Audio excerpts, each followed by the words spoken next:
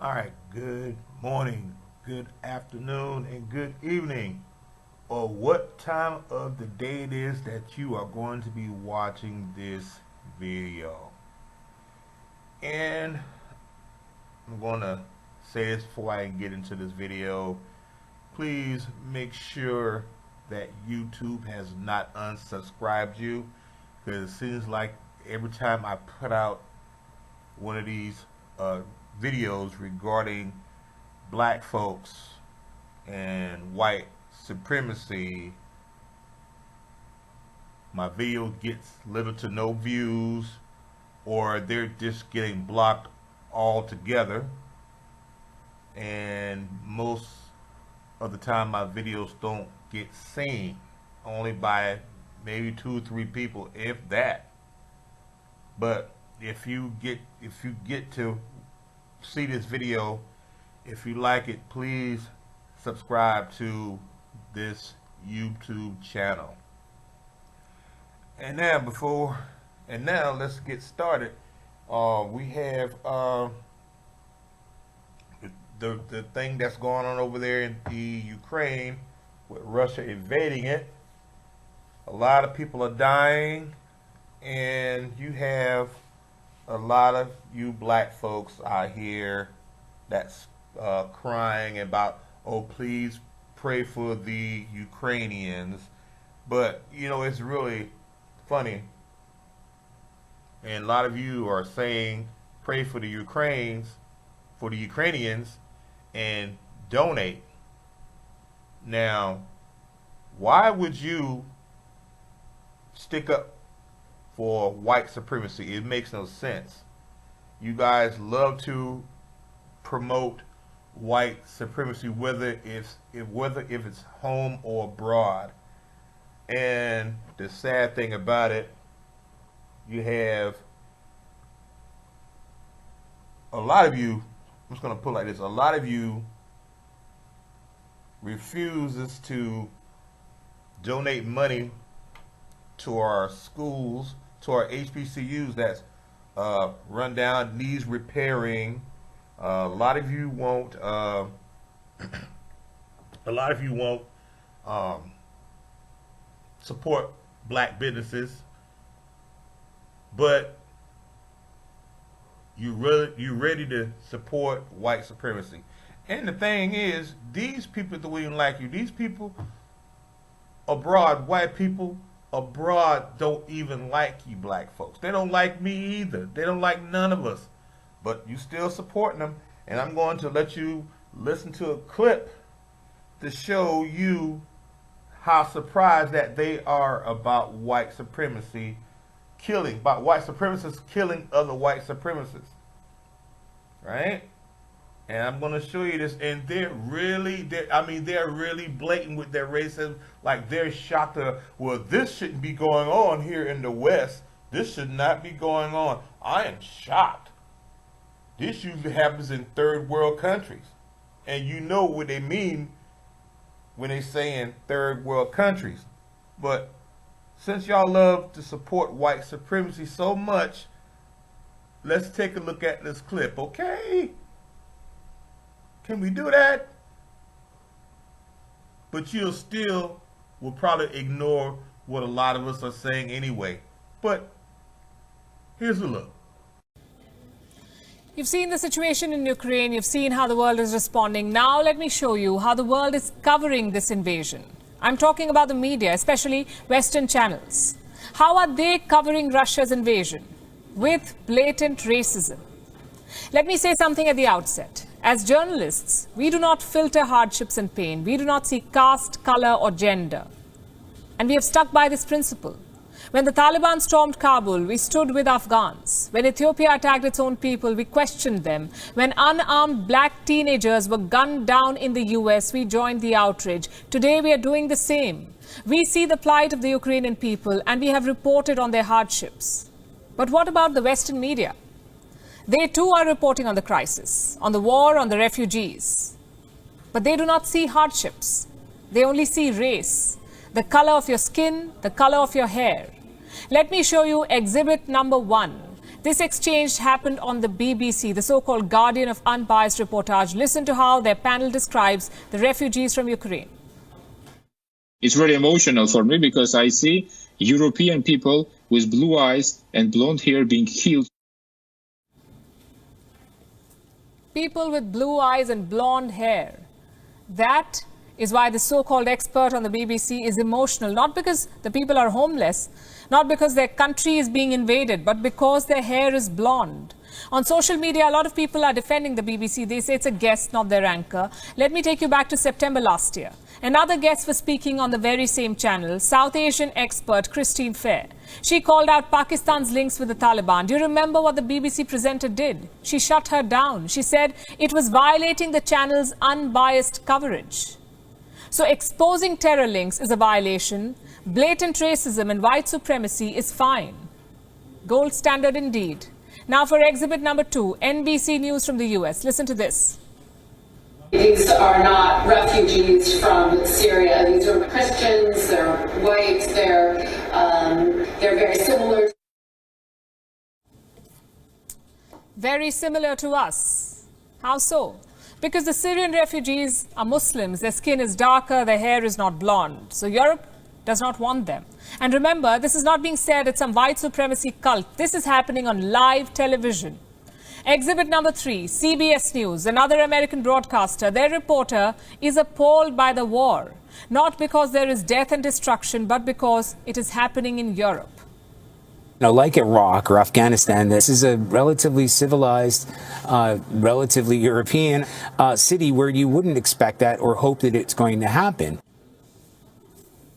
So Iraq and Afghanistan are uncivilized countries. Their people are uncultured. Their regimes are irresponsible. So they deserve war. They deserve hundreds of bombs and years of occupation. What about Ukraine? According to CBS, no. Ukraine does not deserve war or hardships because Ukraine is civilized. And now for the final exhibit. This one is not from the West. It is from Al Jazeera in Qatar. This anchor simply cannot comprehend the idea of European refugees.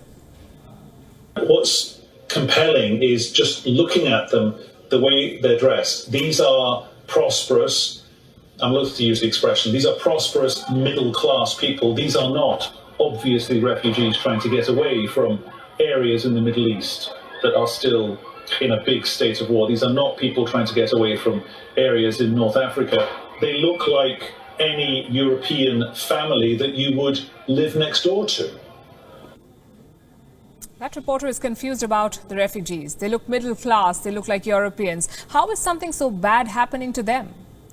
Well, this is what systemic racism looks like. Do you remember the 2015 refugee crisis? Around 1.3 million people sought asylum in Europe. Most of them were from Syria, Afghanistan and Nigeria. Do you remember how the West reacted? They shut their borders, they herded the refugees like cattle, and they branded them as terrorists. Back then, Western reportage was quite different. Let me show you what the BBC did. They prepared 7 charts depicting the refugee crisis. Let's focus on chart number 5. Which European countries are most affected? Now remember, this war was in West Asia. The bombs were dropping on West Asia, but this was the BBC's big concern. Which European countries are most affected? Now just to be clear, we welcome what Europe is doing to host Ukrainian refugees. They deserve all the help. Our question is, why just Ukraine? Ukraine is not a member of the European Union. It is not part of NATO. So what explains this level of assistance? Racism. You see, Ukrainians are Europeans. Hence, they get the red carpet. But Africans and Asians get border crackdowns and refugee camps. Western media is part of the problem, I have to say. They reflect the public mentality, their sense of European supremacy. And the problem is, governments are not doing anything to help. In fact, they're adding fuel to this fire. Let me show you what Bulgaria's Prime Minister said about refugees. I'm quoting. These people are intelligent. They're educated people. This is not the refugee wave we have been used to. People we were not sure about their identity. People with unclear pasts who could have been even terrorists. That was a European head of state. He is openly calling West Asian refugees terrorists. If this does not expose Western hypocrisy, nothing does. They invaded Asian and African countries. They waged war. They committed war crimes. And when the people fled, they shut their borders. What does this tell you? That refugees were never the problem. That money or borders were not the issue. The issue was race. Think about it. WION is now available in your country. Download the app now and get all the news on the move. There are black people that are trying to run from out of Ukraine, and they're being stuck there, and a lot of them are going to the borders of Poland, and they're getting turned around. They're like, you're not letting this Merzin in, which in Polish language is Merzin for black people is called nigga, right? And I already knew that was going to happen, not letting you in Poland, because the country of Poland itself is 97% white. So when they see these Negroes trying to come in, they're like, you're not letting them in here. We already got 3% of niggas in here now. Nope. We're trying to get rid of the niggas that we got in here now. So I already knew the Polish wasn't going to take them in, you know. But what pisses me off about the situation is Africans, you continue to keep running. Mainly you Africans from the West. It's mainly West Africans that's running from out of their country instead of staying there and fighting in their country. Stay there to fight in their country, but they're not doing that. They are not doing that. Stand on your old 10 freaking toes and fight in your country, because when you continue to run, right, you keep complaining it's the government, but you need to fight the government. We're doing it over here in America. They're doing it over there in South Africa. They're doing it over there in some parts in the east of Africa. Just like right now, a lot of you are not aware that Jim Crow Joe Biden is over there bombing up Somalia right now as we speak. So you keep that in mind. But see, they're not going to tell you none of that, what's going on here. But a lot of you continue to, run from country to country, thinking that, and a lot of people say, well, I'm just thinking about the kids. Yeah, it's not, that's always, a lot of them ain't thinking about their children staying out there in sub-zero temperatures out there, trying to hop into another racist country. And like I said again, I already knew the Polish wasn't gonna take these Negroes in. But what is very sad about this situation, you have this president out of Zanzibar, and his name is, he's the president of Zanzibar, Dr. Hussein Ali Mwinyi. I think that's how you pronounce it, or Mwinyi. He has granted over 1,000 refugees from the Ukraine into his country. And they have applied for temporary refuge in that country of Africa. And he also made remarks here when briefing reporters another event in which the president personally appears for a press briefing at month's end. He said the Ukrainians have asked for a continued stay for the time being, and the Zanzibarian government is going to cover the cost. They're staying in hotels and all that. If they can do this for these white supremacists, why couldn't they do that for black people that was stranded over there? But I think it's kind of messed up because they're letting the white Ukrainians out of that country to go to other places, but they're holding the black ones there and giving them rifles and Molotovs and say, well, here it's like, don't you think that's almost kind of like slavery? It's almost like you forcing somebody. You forcing them to fight for a country that's not even theirs. Just like when the white folks from the Americas here brought black folks over here and forced them to build up a country that wasn't theirs. So as far as I'm concerned, to me that's a form of slavery because you forcing them to fight for something they had nothing to do with. You know, and if you saw that video that I showed you, it just tells a lot on how they really feel about black people, whether it's here in the North America area here, or whether it's abroad. But a lot of you black folks, y'all continue to support these white supremacists. You claim, oh, I hate white supremacy. I hate white supremacy.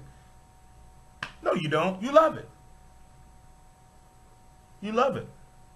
You love it very much. You love it very much. Just like I say, with this president here from Zanzibar. He actually loved the white supremacists too. But you guys do what you want, but I'm not going to support nor pray for white supremacists. Hell, we have it hard here in America. But let them tell it. It's just black people that's creating wars and out here killing each other. This is white on white crime right now as we speaking. Actually, they're if anybody does a lot of white on white crime or black on black crime or whatever, they're the ones that's doing it. And actually, you can't let no white supremacists get out here and kill each other because a lot of them are power hungry, right? The majority of them are power hungry, and you can't afford the motherfuckers to be busting up a damn nuclear power plant. But if the United States gets in that war over there, it's going to be some problems. Then it will turn around and will be a World War III. Just keep that in mind. And as far as I go with the Africans, y'all need to stay home. Stay home and defend your country. You can't keep running. Stay and fight for what's yours in your country. Because as long as you continue to keep letting the white supremacists come over there and the Asians coming over there, then you're really gonna have some problems like you have already. You're really gonna have some big problems because you are letting them run your country. You're literally letting them run your country. Got an excuse because my throat is kind of sore here, but you don't want them coming in to control your country and letting them colonize it. You got to keep that in mind. Africans, y'all need to stop running. Stop running. It makes no sense. None. Thanks for watching this video, and if you like it, please share it. Until the next time, y'all take care. I'm out.